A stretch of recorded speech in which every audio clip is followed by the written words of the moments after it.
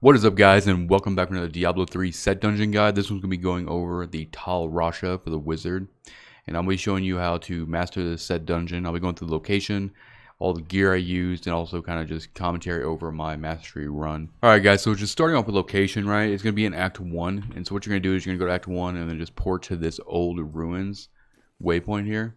And then once you get here, you're just going to go up here through the gate and just down this road past Adria's hut.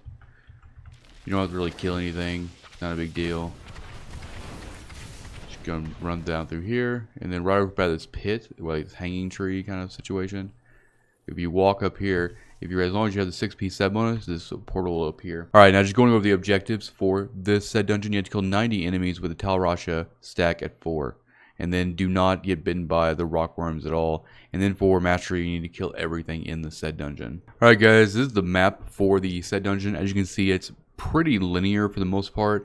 And what you're going to do here is you're just going to kind of push and go around the outside of everything.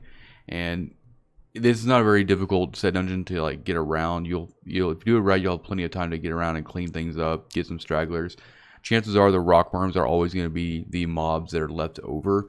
So you just you can go in loops here and stuff like that, and just you don't really necessarily want to take a whole lot of time in the beginning to try to kill the rock worms, because in the process of killing other things they might actually bite you, so you can always kind of clean those guys up later. Alright, so just going over the gear here and the build that I used. We'll go over the items first. Obviously we're going to be using all of the pieces of Tal Rasha except for the offhand, and then we're going to put topaz in every one of them for intellect, and then in your helm you want to put the diamond for cooldown. We'll also be using Pauldron of the Skeleton King, just kind of give us a little bit of a safeguard towards deaths or against deaths. And then for our bracers, we're going to be using Wars of Chin's arm guards, and this is going to give us a little bit of a speed boost if we destroy breakable objects and stuff like that. And then we'll be using Focus and Restraint to up our bonus and all that good stuff. We'll be using the Wraith of Lightning, the Bane of the Powerful, and Bane of the Trapped as our legendary gems in this. For your boots, you can use kind of whatever you need to. We're not really using Meteor here, so you can use like illusionary boots if you have them to help you move through guys a little bit easier, but for the most part that slot is pretty much open. For your offhand, you're going to be using Orb of Infinite Depth, and this is going to allow your explosion blast to kind of just go off continually, which is going to help with those rock worms as well. Your wand is the Wand of Woe, or however you say that, and this is going to increase the damage for explosive blast as well. That's going to be kind of our main ability and all the good stuff. Going over to the Q, we're going to be using Halo of Carnini, and it's going to allow us to take less damage after our Storm Armor electrocutes an enemy.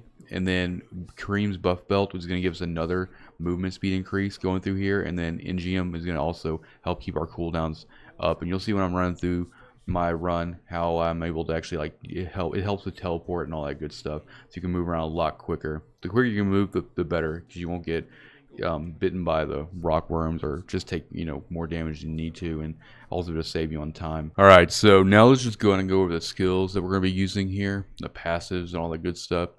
For your lightning ability for Tal Rasha, right, you're going to use Electrocute with Surge Power, and then for your Arcane, you're using Teleport with Calamity. Frost or Cold is going to be Frost Nova with Frozen Mist.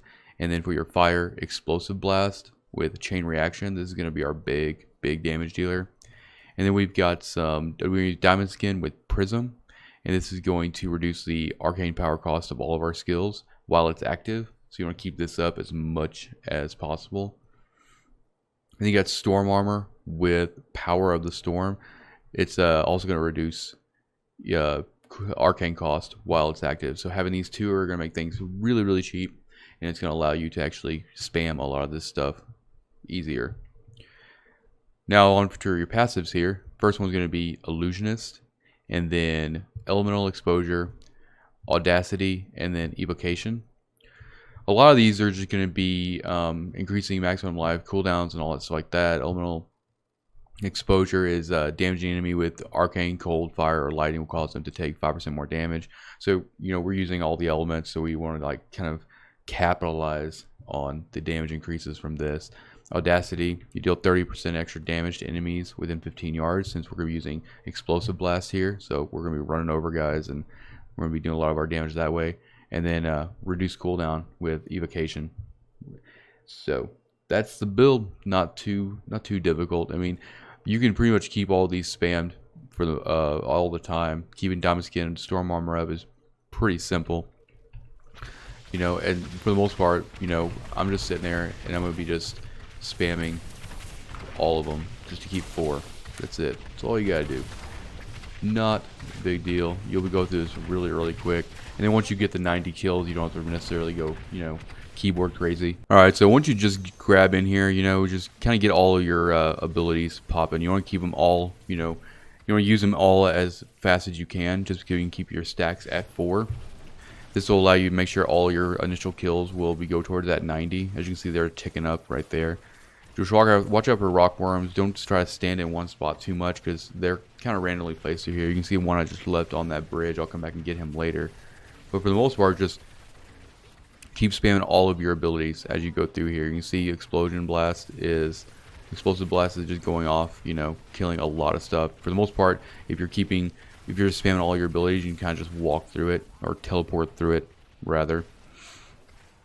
And going through it this fast, you will give yourself a lot of time to help clean up the rock worms, and you'll never want to just take them on one by one. You want to like kind of teleport around where they're at, and then when they pop out of the ground, you can just, you know, electrocute them or whatever. As you can see here, I didn't even really go in an order here per se. I just want to kind of see exactly, you know, if I needed to go in any sort of path. But for the most part, it's pretty linear. So you can go all the way to the end here and then double back and kind of see how you're doing. For the most part, this is a pretty easy set dungeon. I wouldn't say that it's overly complicated. You just have to kind of, you know, be mindful of the rock worms, because they can ruin a run, and they're probably always going to be the mobs that are left over for you to clean up after you've gotten every other objective done. So it's even more important near the end, like right there, to let them pop out of the ground and then hit them from a distance.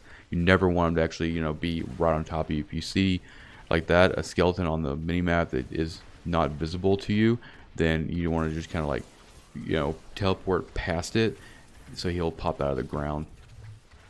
That's probably the biggest thing that can save your run, is utilizing or being conscious of those guys. As you see here, you know, now I'm just in like a cleanup process. I got like 40 guys. I think there's like maybe 6 rock guys left. So all you're gonna do is just kind of like teleport around. You don't necessarily have to keep all of your abilities going right now. You want to kind of keep your armors up and all that stuff, because you want to keep teleport, you know, off cooldown as much as you can as well. So this is gonna finish off a lot of the mobs that are left in here. But yeah, pretty simple run. Just be careful of the rock guys, the worms, and you'll be good. We got like 4 guys left in here. It takes me a while to actually find them.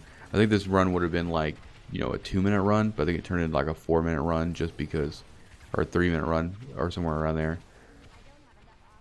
Because you have to kind of get into pretty close proximity for them to pop up on the mini map too. So I spent some extra time just like making sure in certain areas that I didn't miss them, or else I would have probably ran out of time if I went through it too quick. Another one down there. Now we just gotta find the last 2 guys. This is always a nerve-wracking part, because back before they actually kind of nerfed set dungeons, it was a common problem for there to be always one guy that you could not find left over. For the most part, it was a bug. Having all the skeletons or the skulls on the minimap has helped considerably in completing these. So now I'm just gonna run around. I'm gonna do one more pass through just to make sure I didn't miss anything. Kind of go in, you know, split off in a different area up here at this. Finally, there he is. There's the last one right there. He was kind of hiding there a little bit, but there you go. But yeah, that's the Tal Rasha set dungeon. Easy to master. You know, just watch out for rock worms, like I said before. Try to clean up as much as you can as you go through it, but you kind of do want to move pretty quick, just to stay out of the way of getting bitten. But yeah, that's it. I hope this video helps you master this set dungeon. And if you like this video, hit the like button. If you want to see more gaming content, hit the subscribe button. And I will see you guys next time. Take it easy.